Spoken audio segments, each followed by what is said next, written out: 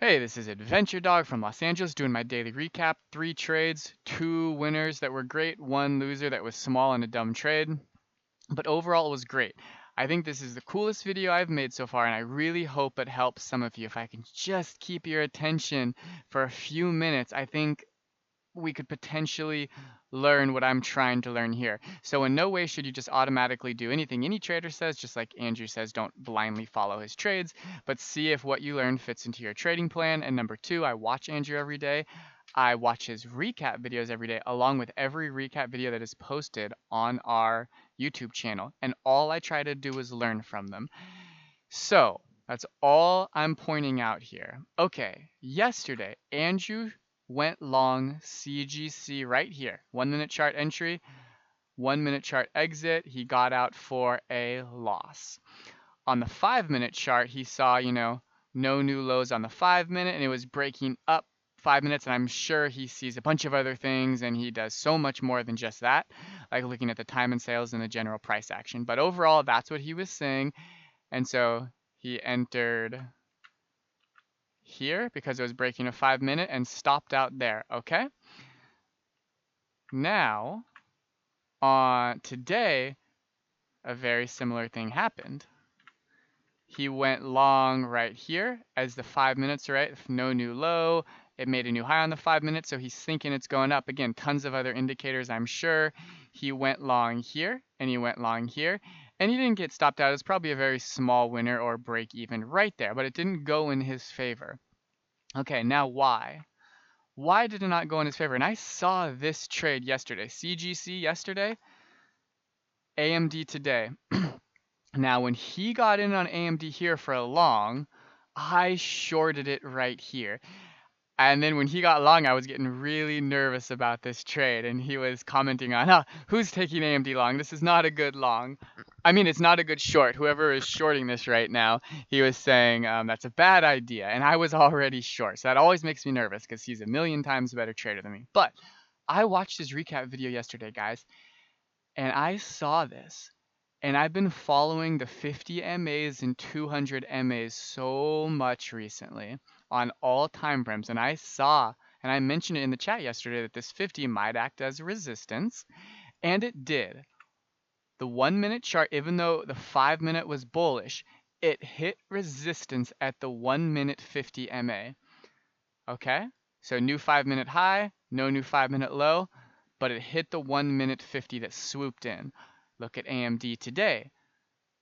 New 5 minute high, going up for a long, hit the 50 MA coming in. Now Andrew tells us to put the 50 and the 200 on our charts, and I do, and I finally color coded just to give my charts a little more color so they're not all just black lines that I start to ignore. The 9 and 20 I always follow because it's right near the price action, but the 50 and 200 can oftentimes be out of the screen, and when it starts to come in, I oftentimes ignore it. So why do we have it on our charts?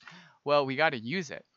Okay, so I color coded them. Purple is 50, orange is 200, okay? So because I saw his CGC trade yesterday, new 5 minute high, hit resistance on the 1 minute for the 50 MA, I saw that and I was like, okay, I'm learning about MAs. I know that the 50 MA is extremely strong, much stronger than the 9 and the 20, and it can oftentimes mark resistance or support. So when I saw this, I zoomed out and I saw the pre-market and I'm like, oh my God, look at this 50 MA. Now that it's color coded, I see this bounce off here. So then when the price action started to come up, the 5 minute down here, it's going up, new 5 minute high, but I see this, I'm like, it's not gonna break this 50 MA. This is exactly what happened yesterday to Andrew on the CGC, and I think it's gonna do the same thing. Okay? So then after it hit, the candle went up, it hit off the 50, and I shorted right there, and I put my stop at the 50, thinking it was just gonna dump like it did right there. Okay, now it shot right back up, and I got stopped out right at the top of the candle, okay? So I was like, oh, I preempted it a little bit, no problem. So then I entered again right here short, under the 50 MA, right when this first red candle closed.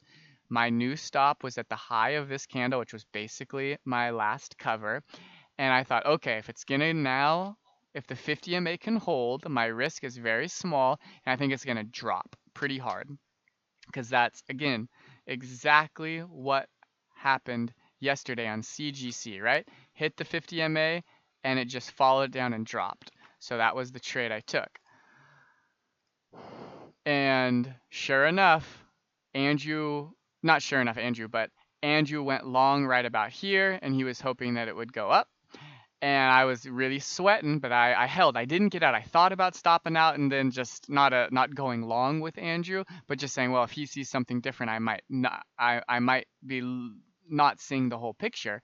But I put my automatic stop right there, and I just took my hands away from the keyboard and be like, I think this is gonna work out. And I let it ride.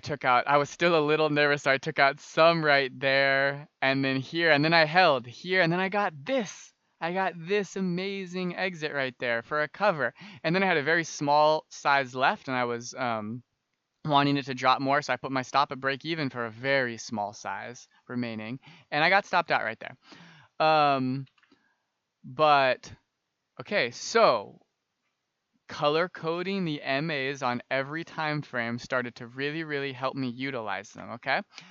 So let's talk about the MAs for just a little bit more on how powerful they are. AMD. AMD was a good short. I shorted it, and I was hoping they would continue to go down. And look what it did. It bounced off this 200 MA right there. That is the low right there. And that's why I covered my last bit, because I saw on the 1 minute it was dropping, which coincided with this 200 MA on the 15, so I covered more at the MA thinking it might bounce up, and sure enough it did. Okay, so that's where AMD got its bounce. Now I also traded JD, and bear with me just a little longer, please, because this is really cool. I also traded JD, and I got short here, right?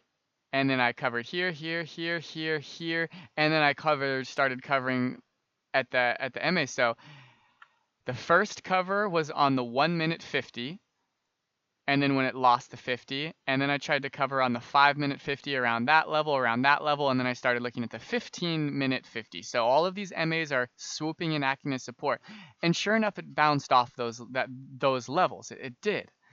Okay, so 2 trades, 2 good winners, but they did have some support that caused the bounce. Now look at MU. We all saw MU today. And I almost took this trade. Yeah, no one cares about the trades we almost took, but check this out. You get this short like all the other ones, right? We don't know what's going to happen during the day, but if we zoom out, there is, okay, 250, it's above. On the 5 minute, 50, 200 above. 15 minute, 50, 200 above. Let's go even to the 60-minute chart.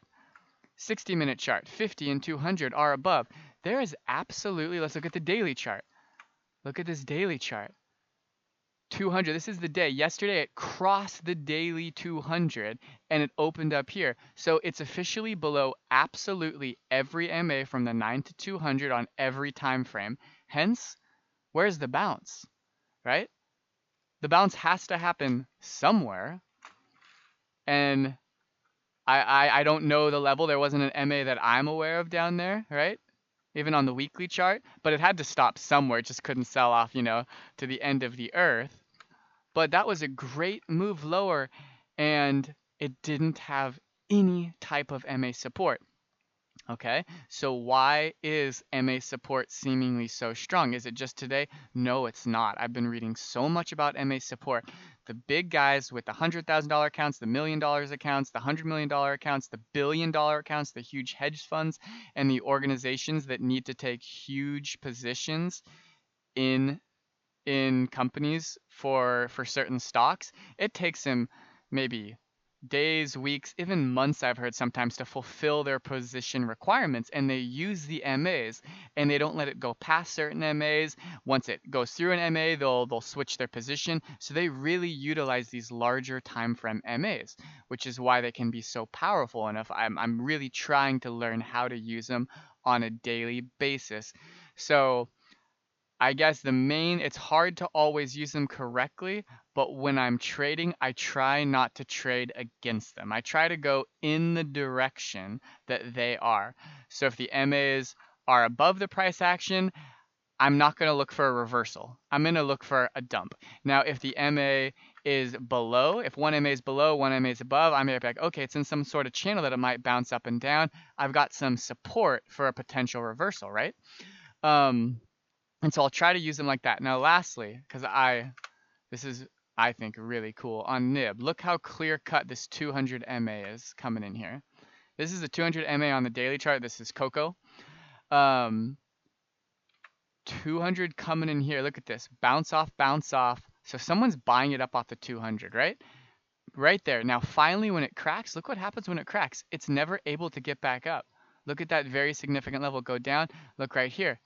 Can't crack, so go down. Right here. Opened up here. Couldn't crack, so drop down. Someone is clearly using that as support and resistance level. So hope that helps. Hope that's interesting or helpful to some people. Please ask any questions because I'm still learning about this too. So let's try to have a good discussion about this.